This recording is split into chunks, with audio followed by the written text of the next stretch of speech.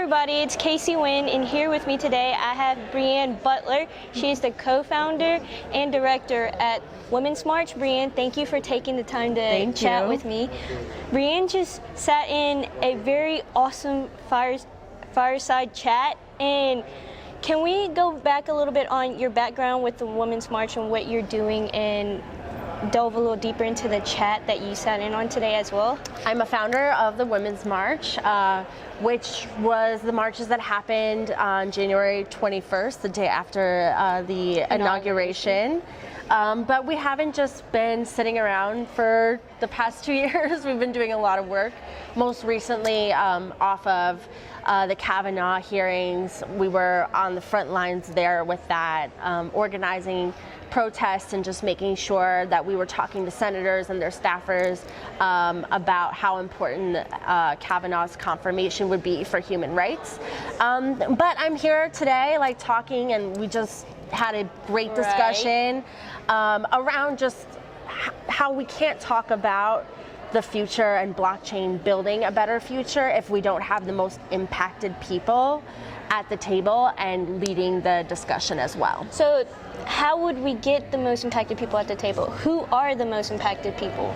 Well, obviously women. Women are the most disenfranchised group, period. We make up over half of the world and yet still don't have equality in so many ways, and that's a very global thing. But also people of color, minorities especially, if we want to talk about specifically here in the United States, definitely immigrants, black and brown people, indigenous people.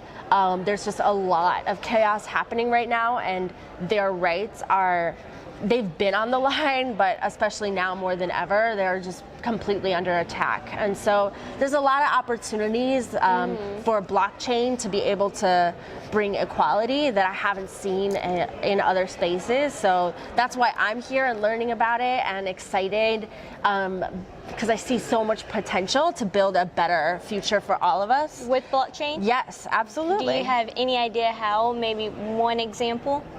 Well, I think that specifically, and I talked about this on the panel, just in the era of Me Too and Time's Up, what does that mean for blockchain? I think that especially for women, if we want to talk about abuse of power for women specifically in the workplace or at home, blockchain technology can offer a lot to somebody in terms of their safety and security to be able to get out of an abusive situation, whether that's at work or at home, for them to be able to have secure transactions, open a bank account securely. All of these things help play a part in liberating a woman from their abuser. Right, because sometimes women feel that they can't have their own bank account, or something that was brought up was most women don't have their own bank account. Absolutely.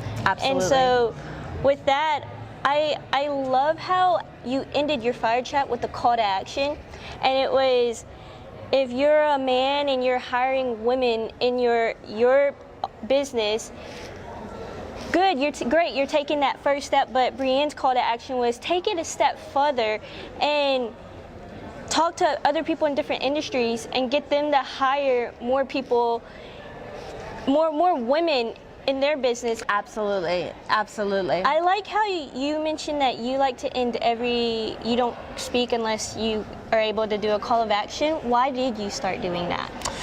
Because again, I felt like people, you build people up and maybe point something out that they weren't aware of, and then there's obviously emotion there. There could be regret, like I haven't been doing enough, I haven't been paying attention. And so it's great to stir those feelings up, but then to actually channel that into creating change and impact is the most important thing. I could talk and talk all day, but again, it's all, in a way useless if there isn't actually anything being created from a discussion. So I try to do my part in helping to cultivate that change, because what I've realized is most people want to be a part of the solution. They don't want to just leave it to a conversation, and especially now in these times where, again, things are moving so quickly and there's so much on the line and at stake every single day. You read the news and it's just like, what is it now? So for me to be able to just take it one step at a time and be like, okay, everyone in this room, here's what the general demographic is. Here's what we're talking about. All right, now here's how we can apply this discussion we just had into your field. Thank you for that. I really do appreciate that. Coming from me, I'm a minority and I'm a woman, so it is hard. I was very interested when I learned about you and did some research on you. With the Women's March, obviously it's unequal and all of that, and you're pushing against something that's been set for so long. Yeah. What gave you the courage to do that? Because most women don't have the courage and don't know how to find that courage.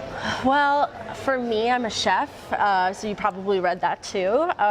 So I'm just naturally I'm naturally solution orientated. So, you know, you can cry and get upset if your meringue's deflated or your cake didn't turn out, but you know, that's not going to get you very far in a kitchen. You have to figure it out, and you have to be able to think on your feet and come up with a solution so that the guests can get dessert or they can get their dinner. So for me, you know, when Donald Trump was elected, which was a huge shock to me and a lot of people, but not everybody. Some people expected that. But for me, it was just like, okay, what can I do?